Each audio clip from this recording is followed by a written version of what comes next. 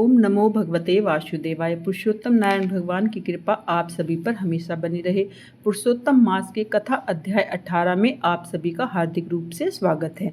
जिन्होंने अभी तक के अध्याय नहीं सुने हैं वो चैनल को सब्सक्राइब कर लीजिए और चैनल पर जाकर पहले अध्याय अवश्य सुनिए। आइए आज की कथा हम शुरू करते हैं। नारद जी बोले, हे तपोनिधि। उसके बाद साक्षात भगवान वाल्मीकि मुनि ने राजा दर्दनवा को क्या कहा सो आप मुझसे कहिए। श्री नारायण बोले, वह राजश्री दर्दनवा अपने पूर्व जन्म का वृत्तांत सुनकर आश्चर्य करता हुआ मुनि श्रेष्ठ वाल्मीकि मुनि से पूछता है। दर्दनवा बोला, हे ब्राह्मण, आपके नवीन सुंदर अमृत के समान वचनों को बारंबार पान कर भी मैं तृप्त नहीं हुआ हूँ, इसलिए पुनः उसके बाद वृत्तांत कहिए।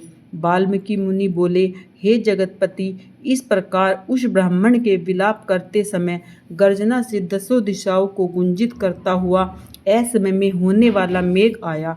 पर्वतों को कांपने के समान तीक्ष्ण स्पर्शों वाला वायु बहने लगा और बिजली अत्यंत चमकती अपनी आवाज से 10 दिशाओं को पूर्ण करती हुई इस तरह 1 मास तक बारिश हुई, जिस जल से पृथ्वी भर गई, परंतु पुत्र शोक रूप अग्नि के ताप से संतप्त वह ब्राह्मण कुछ भी नहीं जान सका। न तो जलपान किया और न ही भोजन किया, केवल हे पुत्र इस प्रकार कहकर विलाप करते हुए ब्राह्मण का उस समय जो मास व्यतीत हुआ वह श्री कृष्ण चंद्र का प्रिय पुरुषोत्तम मास था। सो न जानते हुए उस ब्राह्मण को पुरुषोत्तम मास का सेवन हो गया। उस पुरुषोत्तम मास के सेवन से अत्यंत प्रसन्न नूतन मेघ के समान श्याम वर्ण वनमाला से भूषित हरि भगवान स्वयं प्रकट हुए। जगत के नाथ हरि भगवान के प्रकट होने पर मेघ समूह गायब हो गया। उस ब्राह्मण ने पुरुषोत्तम श्री कृष्ण चंद्र को देखा।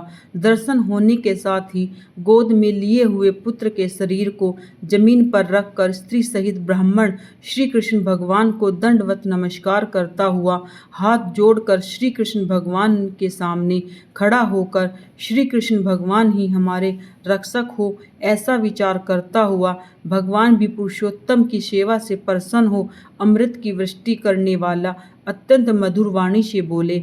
श्री हरि भगवान बोले, भो और सुदेव, तुम धन्य हो। इस समय आप भाग्यवान हो। तुम्हारे भाग्य के वर्णन करने में त्रिलोक्य में कौन समर्थ है। हे वत्स, हे तपोधन, जो तुम्हारा होने वाला है उसको हम कहेंगे, तुम सुनो। हे ब्राह्मण, 12,000 वर्ष की आयु वाला पुत्र को होगा। इसके बाद तुमको पुत्र से होने वाले सुख से संदेह नहीं है।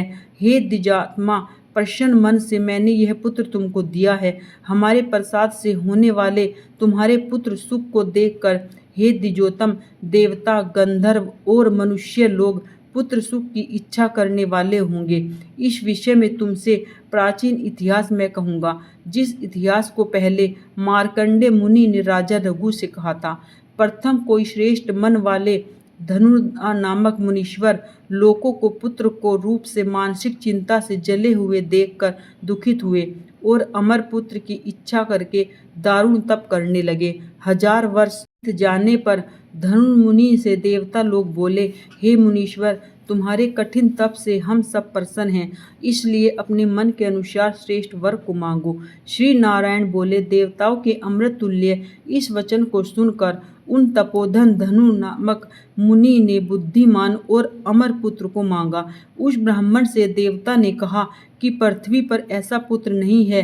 तब धनु मुनि ने देवताओं से कहा कि अच्छा ऐसा पुत्र जो इसके आयु की मर्यादा बंधी हो। देवताओं ने कहा कि कैसी मर्यादा चाहिए, कहो। इस पर उस मुनि ने भी कहा कि यह महान पर्वत जब तक रहे तब तक उसकी आयु हो, ऐसा ही हो। इस प्रकार कहकर इंद्र आदि देवता स्वर्ग को चले गए। धनुष शर्मा ने थोड़े समय में वैसा ही पुत्र को प्राप्त किया। उस मुनि का पुत्र आकाश में चंद्र के समान बढ़ने लगा। 16वें वर्ष के होने पर मुनीश्वर ने पुत्र से कहा, हे वत्स, ये मुनि लोग कभी भी अपमान करने योग्य नहीं है। इस तरह शिक्षा देने पर भी उस पुत्र ने मुनियों का अनादर किया। आयु की मर्यादा के बल से उन्मत्त उसने ब्राह्मणों का अपमान किया।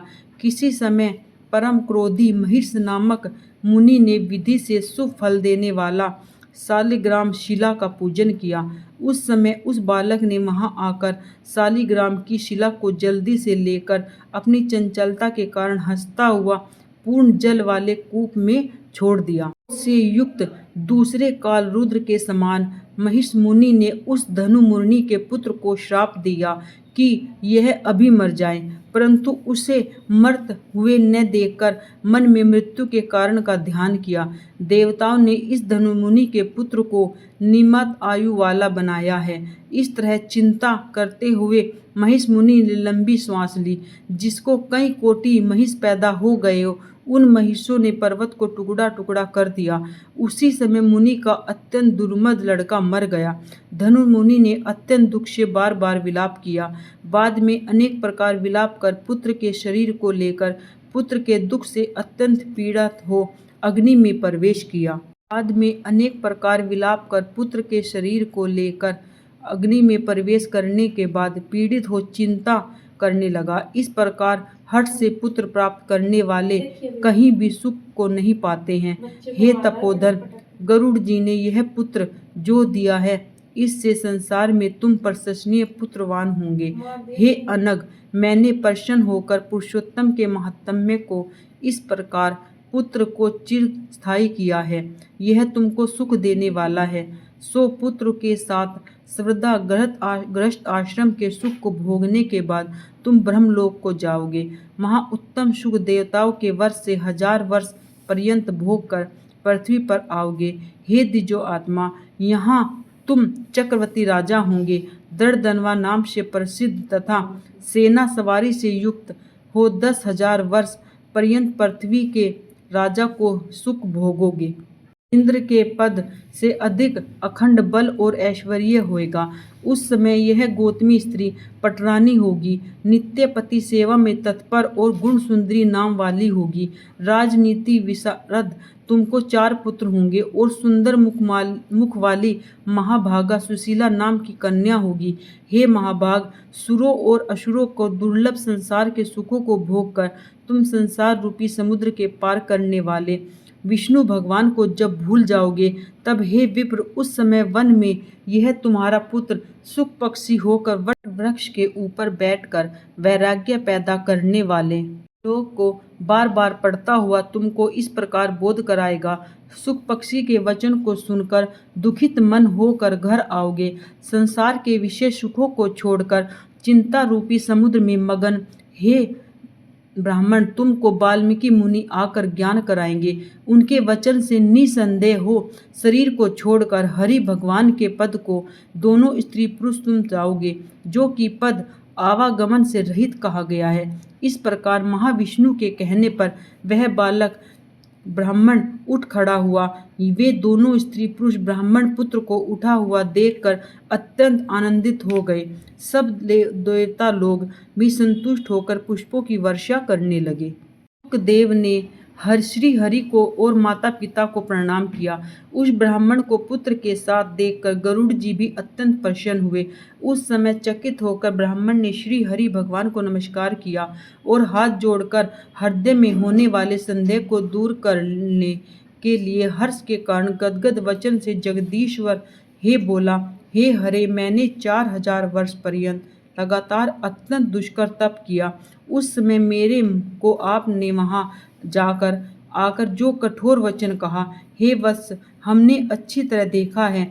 इस समय तुमको निश्चय पुत्र नहीं है। हे हरे, उस वचन का उल्लंघन कर मेरे मर्त पुत्र को जीवित करने का क्या कारण है, सो आप कहिए। यहीं पर आज का अध्याय समाप्त होता है। कल सुनेंगे अगला अध्याय। अब सुनते हैं भगवान विष्णु के 33 नाम। ओम विष्णवे नमः, ओम लक्ष्मीपते नमः, ओम कृष्णाय नमः, ओम वैकुंठाय नमः, ओम गुरुध्वजाय नमः, ओम परब्रह्मणे नमः, ओम जगन्नाथाय नमः, ओम वासुदेवाय नमः, ओम त्रिविक्रमाय नमः, ओम रामाय नमः, ओम सनाताय नमः, ओम नारायणाय नमः, ओम पद्मनाभाय नमः, ओम ऋषिकेशाय नमः, ओम सुधाप्रदाय नमः, ओम माधवाय नमः, ओम पुंडरीकाय नमः, ओम वनमालिने नमः, ओम यज्ञरूपाय नमः, ओम चक्रपाण्ये नमः, ओम गदाधाराय नमः, ओम अच्युताय नमः, ओम जनार्दनाय नमः, ओम उपेंद्राय नमः, ओम केशवाय नमः, ओम दामोदराय नमः, ओम श्रीधराय नमः, ओम मधुसूदनाय नमः, ओम अनंताय नमः, ओम नरसिंहाय नमः, ओम वामनाय नमः, प्रद्युम्नाय नमः, ओम अनिरुद्धाय नमः। हिंदू धर्म में 33 कोटि प्रकार के देवों का वर्णन है, जिनमें साक्षात आदित्य स्वरूप भगवान विष्णु प्रमुख है। इन्हीं सभी स्वरूपों की आराधना के विस्तृत बारे में जानने के लिए ही इन नामों का वर्णन किया गया है। अधिक मास में आप इन नामों को लेकर भी जो 33 दान बताए गए हैं, हर एक वस्तु के साथ आप एक नाम ले सकते हैं या आप वीडियो भी चला सकते हैं और आप अपने 33 नामों के साथ 33 दान भगवान को करिए। ये नाम डेली सुनने से भगवान विष्णु की कृपा हमें मिलती है। बोलिए पुरुषोत्तम नारायण भगवान की जय। आपने अभी तक चैनल सब्सक्राइब नहीं किया है तो प्लीज़ चैनल को सब्सक्राइब कर लीजिए, और आपको कथा और भगवान विष्णु के 33 नाम अच्छे लगे हैं तो प्लीज़ चैनल को लाइक करें, शेयर करें, सब्सक्राइब करें, औरों के साथ भी शेयर करें। ऐसी ही कथाओं और महात्म्यों से जुड़े रहने के लिए चैनल के साथ हमेशा जुड़े रहे। कमेंट में जय श्री कृष्णा अवश्य लिखें। राधे राधे।